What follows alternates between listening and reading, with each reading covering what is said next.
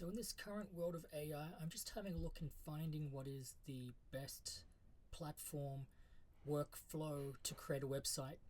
And I've tried many different things in my journey because I used to use Elementor a lot. I still like Elementor. I'm trained in Elementor. I know how it works. It's intuitive for me after spending so many hundreds of hours working in Elementor. But things are changing so fast. We've got all these really great tools nowadays like Google Stitch and Relume, and everyone's jumping on the AI bandwagon. So we're going to have a look at just compare the different kinds of AI tools, namely Relume, Elementor AI, and Google Stitch. So if we have a look here, I've got quite a nice in-depth prompt here that I've created in ChatGPT for an 18-section homepage wireframe for Egg or Voice, which is a website that is going to it's for a business that teaches English to people in Japan. So that's basically what it is. And you can see it's quite in-depth. Japanese first copy, quite premium layout, conversation flow, conversion flow. Oh, it's not the right one. It's this one here. It's quite in-depth.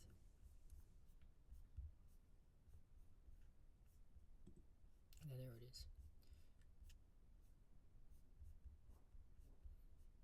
So everything is there. This is a huge prompt that I got from ChatGPT based on everything that I fed it, all the info.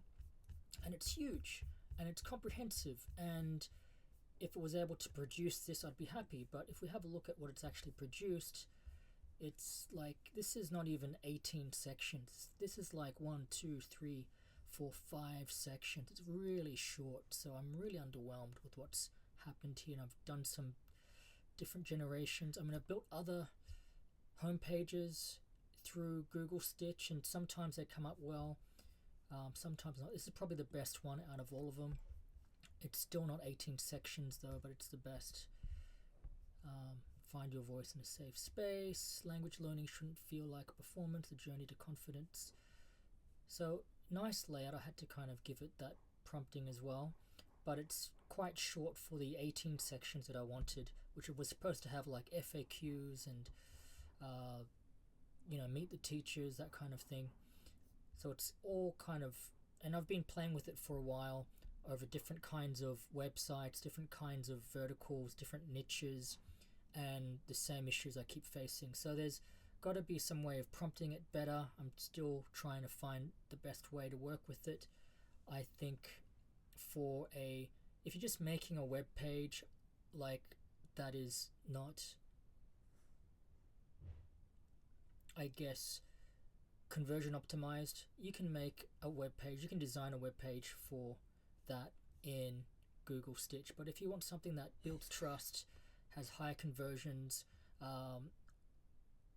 and you're a little bit more in the nitty-gritty of it, for at least for now, I don't feel that Google Stitch is the way. So I'm going to have a look at Relume and Elementor. So Elementor, if you don't know, it has an AI site planner, which you can find over here in Generate Wireframes with AI. So describe your project. I'm just going to go to ChatGPT and take this, which is a prompt I generated before, and jump in. I'm going to find the right tab in my sea of tabs and generate. So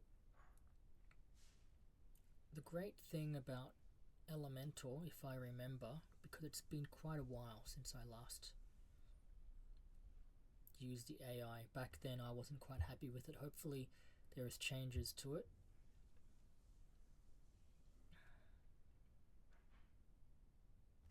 Okay. Alright, cool.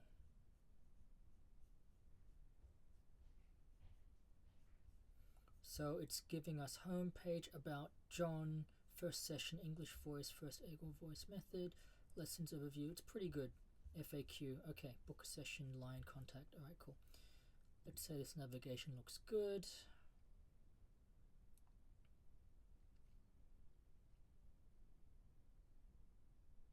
So it's just thinking.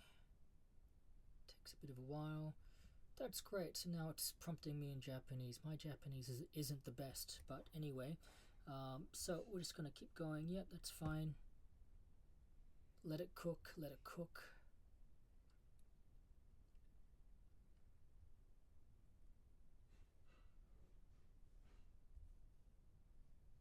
Okay. I mean, if there's anything that you don't like, you can go and prompt it and say, you know, what you want instead. But let's just do that. It's basically saying, yep, let's keep going. Let's move forward with the project. Normally it's in English. I'm actually going to change it to English. Can you please use English as the medium of instruction here? Not instruction, but yeah, you get the gist, right? So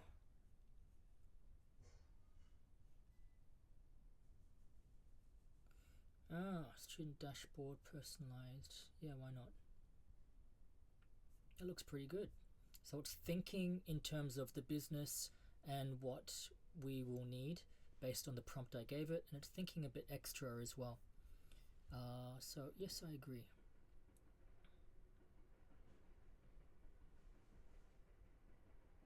So what we're going to do while we're waiting for that is we're going to go to Relume and get Relume to cook as well. So let's chuck that in here.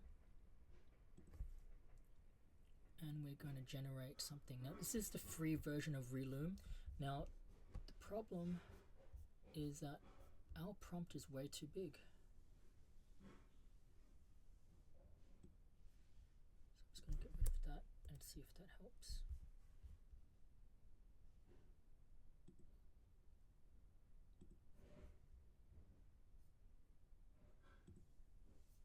Now you can change the language too. Hopefully there's Australian English. I'm Australian. But no, alas, there is no Australian English. So we're going to make it UK English, because us Aussies, we use something that is somewhat similar to UK English. Alright. Okay, cool. So please try again. Model failed to add any sections. Interesting. Generate sitemap. This will override. Okay, sure. Override it.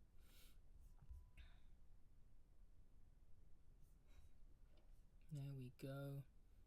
Okay, and we're back. So we've got basically these sections here. So we've got the home page that's been created. We've got about page. We've got messaging. We've got in Japanese. You don't really need the Japanese. You can use English, but it's for these heading menu sections. But okay, cool. Anyway, so moving on. That's the sitemap done. Now we can go to the wireframe. Let's have a look over here. Well, that's generating. Oh, what happened there? Here we go. It's still going.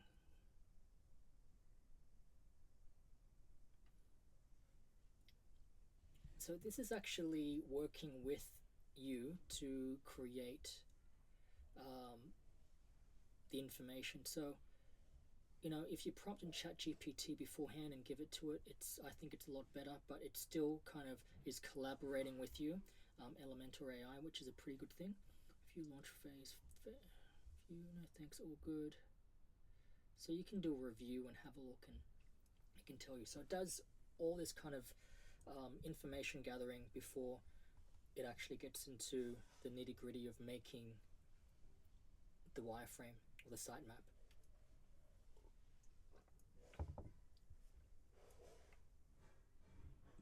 Say no thank you, but you can see it's quite in depth here in what it goes to. So now we've got the wireframe. So if you compare what's happening here, and now because it's the free version, I think it only does one, but it's a pretty nice wireframe if you ask me. It's not stylized, but the layout is there. It's beautiful. I like it. If we go to style guide next, we can give it the right colors, the right typography and body and everything. This is key. This is really going to make your site pop. So I mean, have a look at this just out of the box without fiddling with any of this. This looks pretty good. Not a bad little site. If we compare this to what we got out of Google Stitch, I would say arguably better. Like, there's a lot more in depth going on here in Relume than there is in Google Stitch. I find that Google Stitch is a bit finicky. Sometimes it creates, we go and have a look at some other ones I've done in Google Stitch. This one here.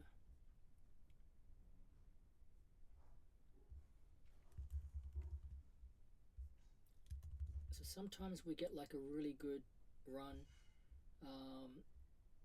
but I just found that changing a lot of the elements as well was a bit of a hurdle. Like going from changing a little image to that, it was a bit of a hurdle. And I found myself copying the code into ChatGPT just to check and ask it for what else I could prompt Google Stitch with, and a lot of back and forth. So that's a lot of back and forth you can see with ChatGPT and Google Stitch to kind of get what I wanted, but actually not quite. A little bit finicky. Because basically what Google Stitch is, it's just generating a website design. You can actually go in there and change individual elements. The one thing I did like about Google Stitch though is that you can export the design into Figma, which is great. If you want to show a client, it's kind of nice to be able to show them in Figma and elevate your work to a higher standard than just by just showing it through a PDF, which you can also do. You can download this too if you want, download and send that to the client. Okay, so let's go back to this, and then we've got the design. Yeah, I think that's pretty nice. Okay, where were we? Elementor, that's right. So Elementor is still chugging away. Discuss, finish sitemap planning. Now we're kind of in the green here. If it's fully in the green, it's probably better, but you know, we're making this for a video. No thanks. So what it's going to do now is it's going to go and create the sitemap. Now the thing is that I'm going to use this brief and generate the sitemap.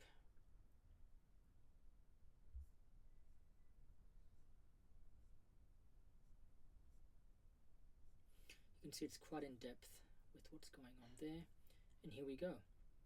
So this is free, by the way. You can get a free account with Elementor and generate the sitemap, like this entire thing. I've actually taken screenshots of sitemaps I've generated in Elementor for free and included them in a presentation to clients. And I mean, you just do a Shift Command 4 on a Mac and take a screenshot like this. Obviously I'm gonna have to do the whole thing and move it around a little bit, but and then include it in a PowerPoint, and it looks great.